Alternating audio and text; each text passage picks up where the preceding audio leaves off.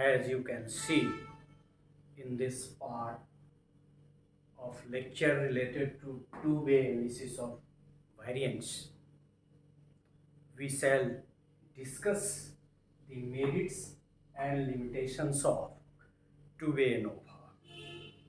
We shall not discuss about the assumption because the assumptions applicable for one-way ANOVA is also applicable for two-way ANOVA. As we have already discussed in terms of normality, homogeneity, randomness, differences is mean, from there you can pick. But one thing is important about two-way ANOVA, that we must have, instead of one independent variable, two independent variables. So what are the merits of two-way ANOVA? We shall learn. Two-way ANOVA, that is a technique, provides opportunity to study two types of effect on dependent variable. दो independent variable है तो दो effect होगा. One of two or more independent variable and other their interaction effect. मतलब at least दो variable तो होगा ही independent variable, तो उसका इफेक्ट और दोनों के इंटरैक्शन इफेक्ट का ये हम लोग स्टडी करते हैं. और यदि इंडिपेंडेंट वेरिएबल की संख्या बढ़ गई तो फिर और भी स्टडी बढ़ती चली जाएगी. So it is its strength, and its strength is also in terms of the study of the interaction effect. उसको हम लोग अलग से एक लेक्चर में समझेंगे. It provides opportunity to analyze two or more than two factors effect. मतलब एक फैक्टर का इफेक्ट डिपेंडेंट वेरिएबल पे, दूसरे फैक्टर का और उससे ज़्यादा भी. For factorial design, related analysis, it is the best. मतलब एक तरह से हमने शुरू में भी कहा कि जो फैक्टोरियल डिज़ाइन का कंसेप्ट है, that is largely based on two way analysis of variance. क्योंकि फैक्टर जो बनाते हैं तो उसमें पुट करना फैक्टोरियल डिज़ाइन में तो कम से कम दो इंडिपेंडेंट वेरिएबल होता है, तभी उसका ज़्यादा इस्तेमाल.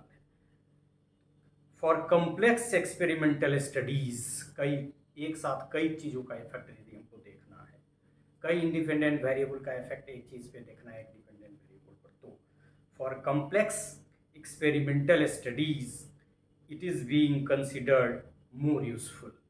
मोर यूजफुल इसलिए कि जो काम दूसरे टेक्निक से कई बार में करना होगा, कुछ तो संभव ही नहीं है, क्योंकि इंटरैक्शन इफेक्ट इसका बहुत बड़ा स्ट्रेंथ है. कैसे हम लोग बाद में जानेंगे. सो कॉम्प्लेक्स एक्सपेरिमेंटल स्टडी के लिए it is almost inevitable, but it has some limitations as well. कुछ लिमिटेशंस तो हम लोगों ने जो वन वे एनोवा का है वो यहाँ भी आएगा. If there are more than two classification of a factor और factors under study, it further depends on the application of T test. हम लोगों ने शुरू में भी जाना, यदि किसी वेरिएबल का दो से अधिक लेवल यदि है तो टू वे एनोवा लगाने के बाद भी डिफरेंस कहाँ लाई करता है इसको निकालने के लिए हमको टी वैल्यू की ज़रूरत पड़ती है. इस पर हम लोग काफ़ी बात कर चुके हैं. तो ये किसका लिमिटेशंस माना जाता है कि it depends on T test, जिसको हम लोगों ने पोस्ट हॉक कंपैरिजन के क्रम में भी पढ़ा और उसके टर्म में भी जाना. It also follow assumptions. Without following those assumptions, it cannot be implied. अभी हमने assumption से ही स्टार्ट किया था. कम से कम randomness को तो सेक्रीफाइस नहीं कर सकते. नॉर्मलिटी की बात हुई, होमोजीनिटी भी बहुत, क्योंकि होमोजीनिटी यदि नहीं है हेट्रोजीनियस पॉपुलेशन के लिए इट इज़ नॉट एप्लीकेबल. तो ये एक इसका लिमिटेशंस है. It is lengthy, difficult and time taking. Obvious है कि आप जितने इंडिपेंडेंट वेरिएबल की संख्या बढ़ाते जाएंगे, जितने लेवल्स की संख्या बढ़ाते जाएंगे, ये और कॉम्प्लेक्स होता चला जाएगा. So it's lengthy, difficult and time taking. as the number of factors increase, its calculation, analysis and interpretation simultaneously become difficult. क्योंकि बहुत सारे फैक्टर्स हो जाते हैं, बहुत सारा कैलकुलेशन। हम लोगों ने पिछले लेक्चर में देखा कि इसका टेबल बनाना ही कितना डिफिकल्ट हो जाता है। 2 में ही डिफिकल्ट है, फिर 3 में, फिर 4 में, और फिर इंट्रैक्शन इफेक्ट उसका आपस में देखना। So it is useful, but its calculation and its implication is very difficult.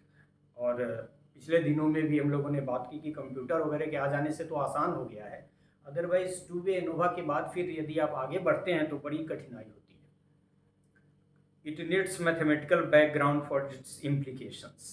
हमने पहले भी कहा कि मैथमेटिकल बैकग्राउंड का मतलब ये नहीं कि आपको मैथमेटिक्स में ग्रेजुएशन और पोस्ट ग्रेजुएशन हो, but you must have optimum knowledge of mathematics and must have a confidence to attack a problem with mathematical intent.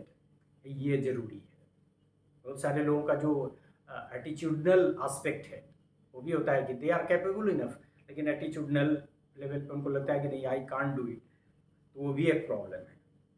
It's interpretation demands higher logical ability and high level of imaginative capabilities. Research में वैसे भी जो चीज़ों का interpretation है, that is the strength and that is the limitations as well. क्योंकि interpretation पे ही रिसर्च की फाइंडिंग्स का सारा दारोमदार है, लेकिन इसमें जो इंटरप्रिटेशन है इसका इसका और यदि आप 2 के अलावा फिर वेरिएबल की संख्या, लेवल की संख्या, इंडिपेंडेंट वेरिएबल की संख्या और लेवल की संख्या बढ़ाते चले जाएंगे तो न केवल टेबल का इम्प्लीकेशन होता है, डाटा का इंटरप्रिटेशन भी डिफिकल्ट होता चला जाता है। ये इसका स्ट्रेंथ भी है, and in one sense it is the limitations of the two-way analysis of variance as well. But overall, it is a very important parametric test, and that is inevitable for some designs, and especially the factorial design, some studies that needs very comprehensive interpretation and comprehensive data, more variables. So it has a strength and it has limitations as well as every concept has.